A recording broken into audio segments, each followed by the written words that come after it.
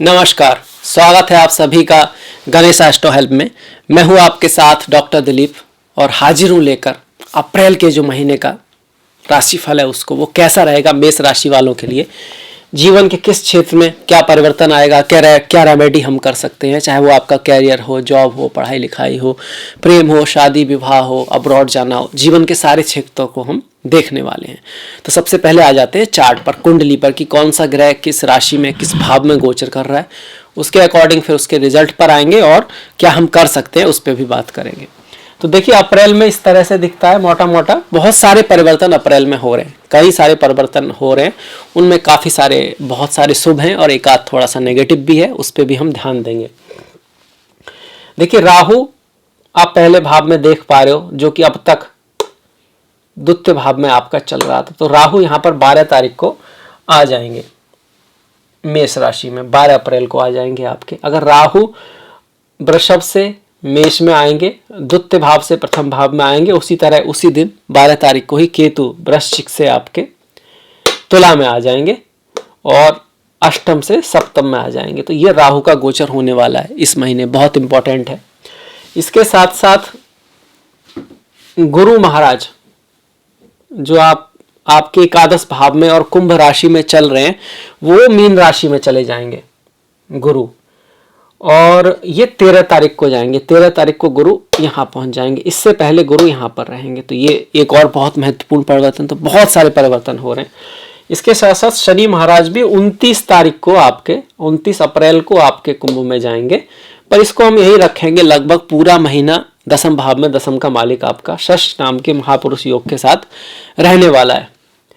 इसी के साथ मंगल की भी अगर हम बात करें तो 8 तारीख तक मंगल आपके दसम में रहेंगे, उच्च की राशि में रहेंगे। पर 8 के बाद मंगल आपके एकादश में जा रहे हैं। ये भी बड़ा परिवर्तन है, क्योंकि यहाँ पर मंगल काफी शुभ है अपनी उच्च की राशि में, दसम भाव में, एकादश में भी मंगल शुभ है। तो मंगल का गोचर शुभ है दोनों तरह से। शुक्र की अगर हम बात करें तो शुक्र जो है 27 तारीख को मीन में जाएंगे। 27 तारीख को शुक्र यहाँ मीन राशि में उच्च के हो जाते हैं, उससे पहले तक वो एकादश में रहेंगे। तो इसको यहीं रखेंगे, क्योंकि 27 के बाद दिन ही किसने बसते हैं अप्रैल में। तो शुक्र आपके यहाँ पर आएंगे। ये इस तरह से आपकी ग्रहों की स्थिति जो है रहेगी, बदलाव होंगे। अब इसके रिजल्ट पर आते हैं। तो देखिए, राहु का चेंज आ रहा है। राहु द्वितीय भाव से प्रथम भाव में आ रहे हैं। द्वितीय भाव से राहु प्रथम भाव में बेटर हो रहे हैं, अच्छा हो रहे हैं आपके महीने के पहले हाफ में, क्योंकि 12 तारीख तक लगभग पहला हाफ हो गया। वाणी का थोड़ा ख्याल रखना है, धन का खर्चा थोड़ा बढ़ेगा। फॉरेन चीज़ों से, इंपोर्ट एक्सपोर्ट से आपको थोड़ा लाभ रह सकता है, बाहर से, विदेशों से थोड़ा लाभ रहने की संभावना बनेगी। पर जब राहु लग्न में आएंगे तो आपकी एक तो डिजायर बढ़ने वाली है, आप लाइफ में कुछ करना चाहोगे, आप अपने ऊपर फोकस करोगे, अपने आप पर केंद्रित करोगे, कार्य करोगे, हार्ड वर्क करोगे, अपने सब सपनों के पीछे जाओगे। तो ये सब अच्छा ही है। हाँ, बस ये है कि कभी कभी बहुत ज़्यादा जोश में कोई बहुत बड़ा स्टेप ना उठा लें, चीज़ों को सोच समझ के करें। राहु कभी कभी काम, क्रोध, लोभ, मोह, ईर्ष्या, अहंकार को ज़्यादा बढ़ा देता है और व्यक्ति को रिस्की स्टेप ले लेता है। तो सोच समझ के प्लानिंग के साथ आगे बढ़ें। अन्यथा राहु यहाँ पर आपको सपने दिखाएंगे, आगे बढ़ने के लिए प्रेरित करेंगे। इसके लिए सही रास्ते के थ्रू आप जाएंगे तो राहु अच्छा ही आपके मेष राशि में लग्न में करने वाले हैं।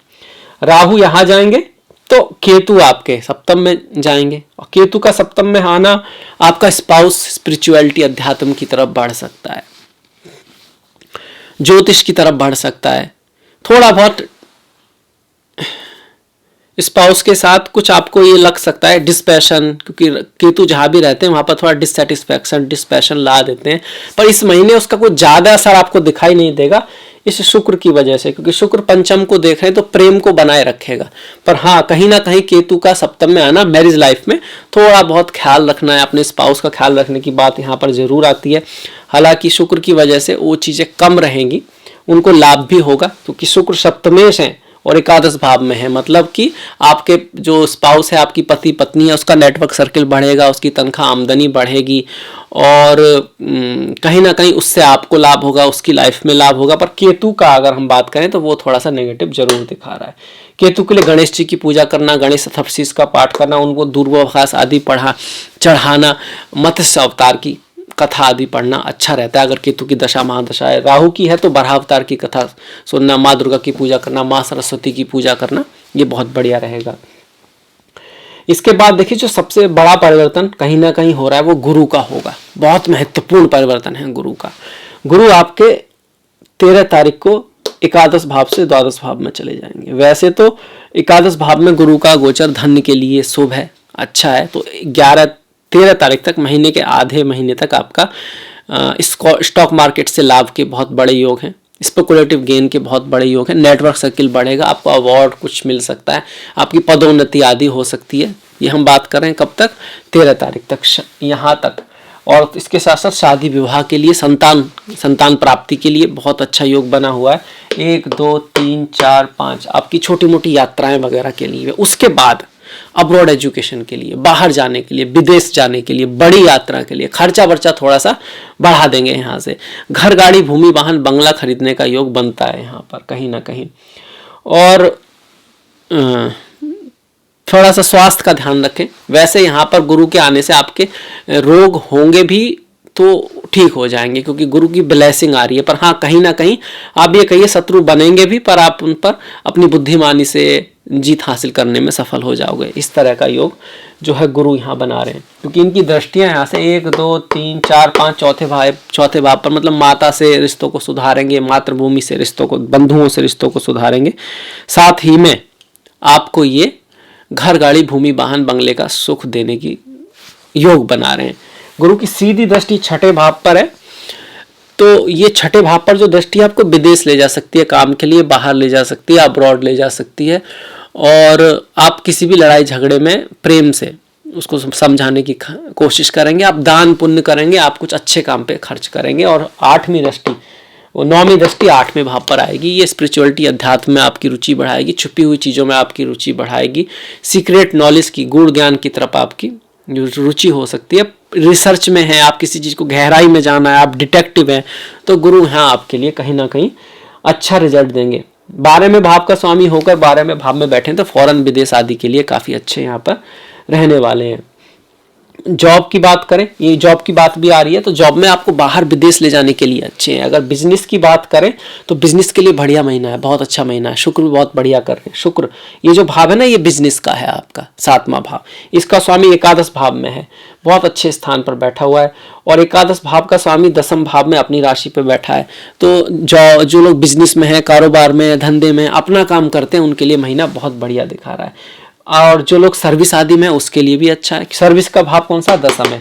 पर यहाँ ये याद रखिए कि शनि और मंगल हैं शुरुआत में, संघर्ष योग है, मतलब एफर्ट तो रहेगा, हार्डवर्क तो रहेगा, चीजें इतनी आसान नहीं रहेंगी। कर्म क्षेत्र में लाभ जो होगा वो एफर्ट से, हार्डवर्क से, मेहनत से ही होगा। वैसे भी लाभ उसी से होता है, मेहनत से ही। अगर आप 50% तैयारी करते हो तो 50% नंबर आना मुश्किल है। 100% तैयारी करोगे तो नंबर तो तभी आएंगे। वो लाइफ में भी चलता है। आप पूरी जान से काम करोगे, मन लगा के काम करोगे तो उसका रिजल्ट आएगा। आधा मन लगा के काम करोगे तो रिजल्ट आए ऐसा मुश्किल है। तो पूरे मन से, पूरे ध्यान से, पूरी उससे काम करो। जो आपके हाथ में है उस पर तो काम करो। हाँ, ऐसी चीजें हो सकती हैं कि आपको लगता है कि यहाँ तो मैं कुछ नहीं कर सकता, ठीक है, वहाँ नहीं कर सकते, पर कुछ ऐसी चीजें जरूर होंगी जो आप कर सकते हो। अपनी कोई कैपेबिलिटी को बढ़ा सकते हो, कुछ सीख सकते हो उस चीज़ के लिए। जहाँ तक आप कर सकते हो, जो आपको हक अधिकार में है, उस पर अपना पूरा प्रयत्न कीजिए। धीरे धीरे वो जो एरिया है ना, वो बढ़ता जाएगा और आप बहुत कुछ कर पाओगे, बहुत कुछ आगे बढ़ पाओगे। इसके बाद देखिए, तो देखिए सर्विस वालों के लिए अच्छा है, बिजनेस वालों के लिए अच्छा है। प्रेम के मामले में बात करते हैं, प्यार कैसा रहेगा आपस में। प्रेम के लिए खासकर अच्छा हो रहा है, प्रेम विवाह के लिए बहुत अच्छा हो रहा है।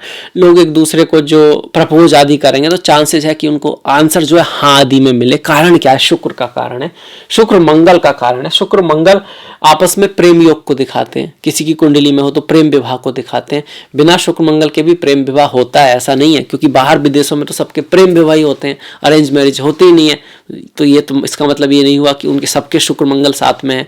हाँ, ये उस चीज को प्रेरित अवश्य करता है। तो प्रेम के लिए अच्छा है, आपस में आकर्षण बढ़ेगा एक दूसरों के प्रति।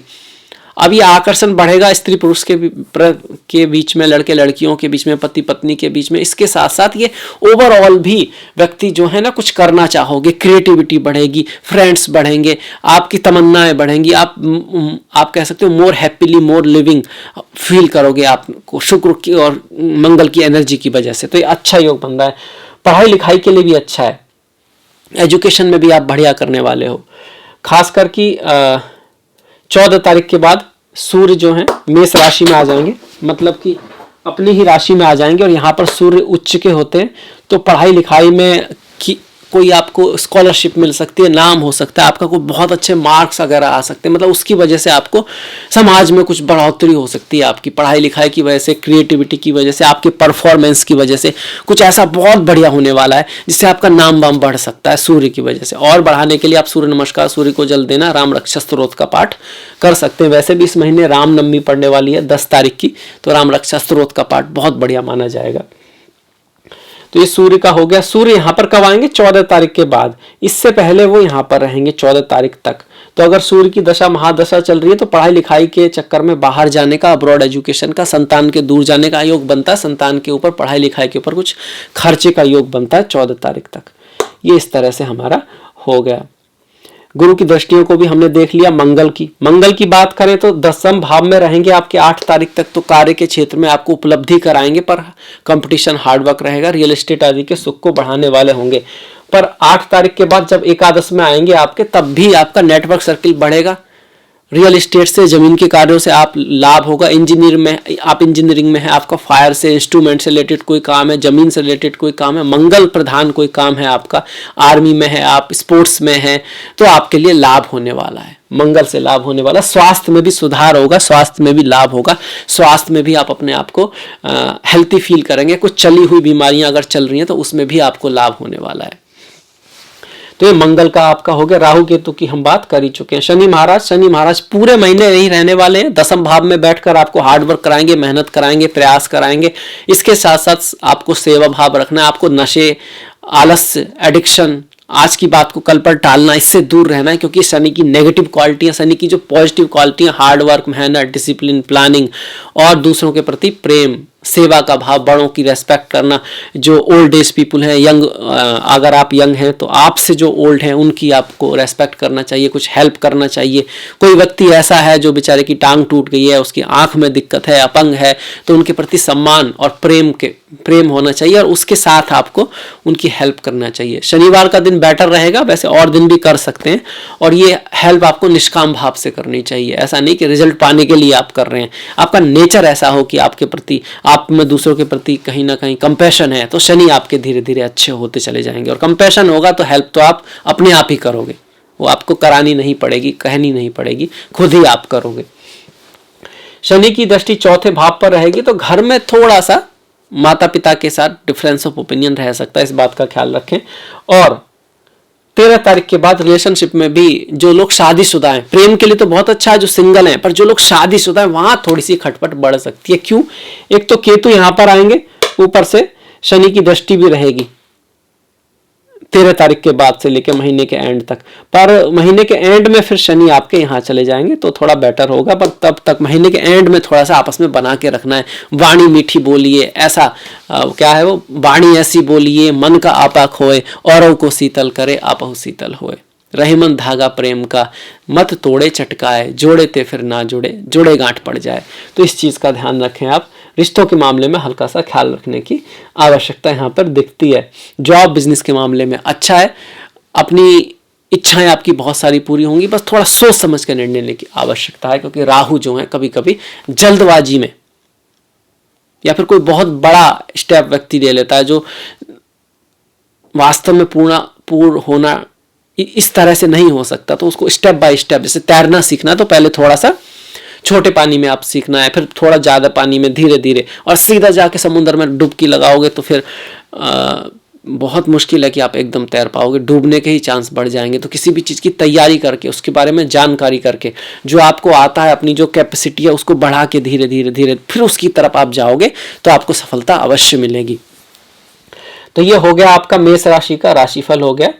और अब आ जाते हैं इस महीने के त्योहारों के बारे में। देखिए यहाँ पर आपका 1 तारीख की और 30 तारीख की अमावस्या है इस महीने में। 1 तारीख और 30 तारीख को अमावस्या है। अमावस्या पितरों से जुड़ी हुई है। इस दिन हम पितरों को याद करते हैं, गीता के दूसरे 7वें 10वें अध्याय का पाठ करते हैं और दान पुण्य करना, पुरानी चीज़ों को बाहर निकालना, जो चीज़ हम यूज़ नहीं करें, साफ सफाई, मंत्र सिद्धि आदि के लिए अच्छा दिन है। 2 तारीख से नवरात्रि शुरू होंगे, चैत्र नवरात्रि शुरू होंगे। 3 तारीख को छेती चंद, ये सिंधी लोग जो हैं उनका बहुत बड़ा त्यौहार है, संत झूलेलाल जी का। इसके बाद 10 तारीख को रामनवमी है, तो भगवान श्री राम, रामायण पढ़िएगा, रामायण देखिएगा, राम रक्षा स्तोत्र का पाठ कीजिएगा, भगवान राम से जो सीखने को मिलता है उसको जीवन में उतारिएगा। 11 तारीख को नवरात्रि का जो कह सकते हैं लास्ट दिन है, 10वीं होगी ये, कुछ लोग इसको नवमी को भी मनाते हैं।